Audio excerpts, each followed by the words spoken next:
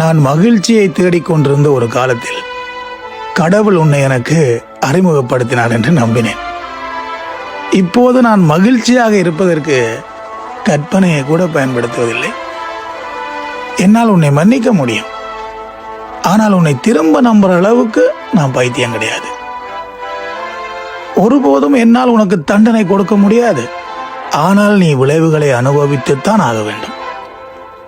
ஒருவேளை என் சார்பாக கர்மா உன்னை பழிவாங்கினால் அதற்கு நான் பொறுப்பில்லை.